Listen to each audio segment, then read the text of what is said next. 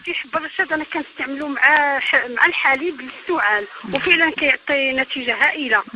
وبغيت نسأل الدكتور واش هذا صحيح ولا لا، واش عنده شي يعني واش عنده شي خلفيات؟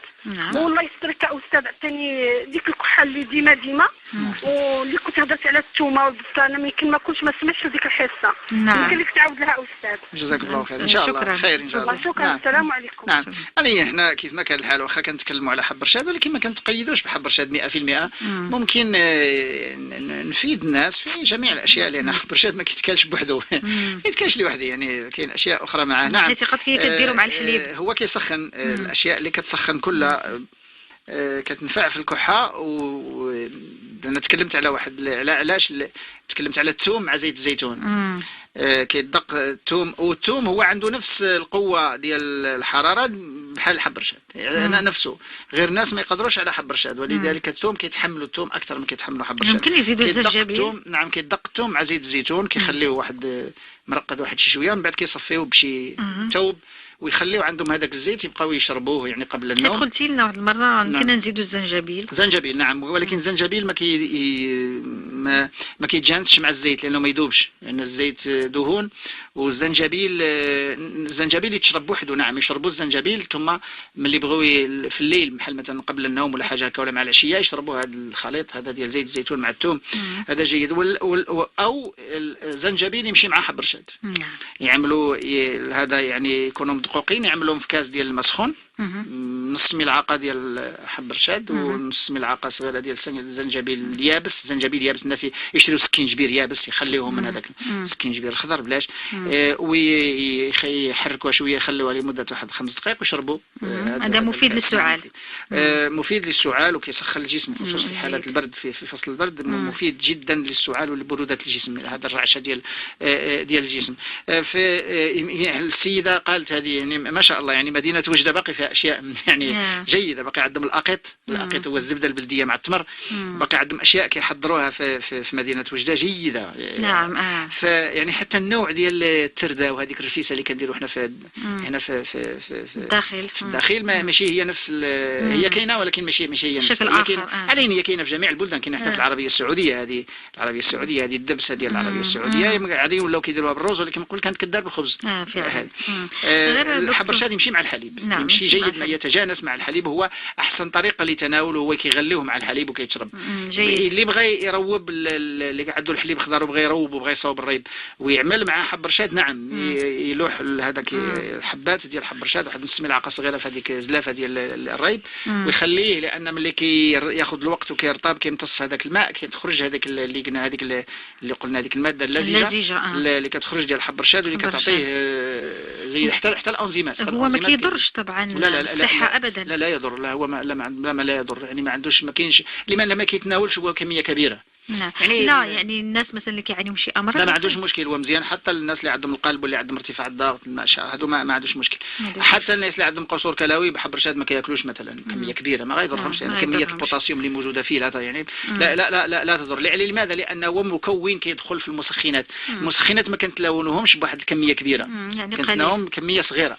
طبيعه الكتان ممكن تناولوا كميه كبيره ولكن 4 مرات.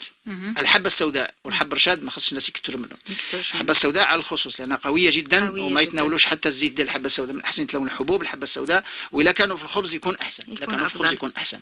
الحب الرشاد كيمشي مع كما قلنا مع الحليب مع الحسوه ديال القمح ولا ديال الشعير عليه الناس اللي كيفطروا بالسميده يعملوا حتى الحرشه.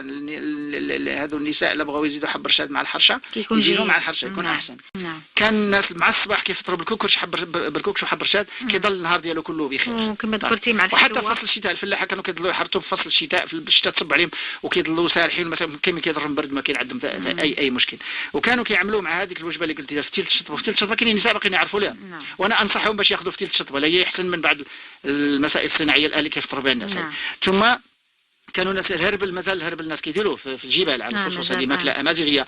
هذه الوجبه هذه امازيغيه بامتياز خصوص المناطق الاطلس فوق بحال ازيلال بحال دمنات حتى هذه زاويه الشيخ نفرا زاويه حنصال. هذو كلهم مناطق هذه اللي يعني كانوا حتى مناطق سوس هما كياكلوا هربل لان هذه القمح كيدقوه بالمهراس ولا بديك الريحه ديال الحجر اللي كانت عندهم كيدقوه بالملاز كيهرسوا كيكسروا هذيك الحبوب الدقيقه تيطبخوها كيفزقوها بما تيطبخوها. هذه وجبه جيده هذه للاطفال الصغار كيمشي معها حب رشاد كيمشي معها السم الحار. يعني احنا الوجبات اللي غتخلي الشخص يستافد من هذه الحبوب ما بقاتش. هذا هو المشكل. ولا حتى النساء باقيين يعجنوا.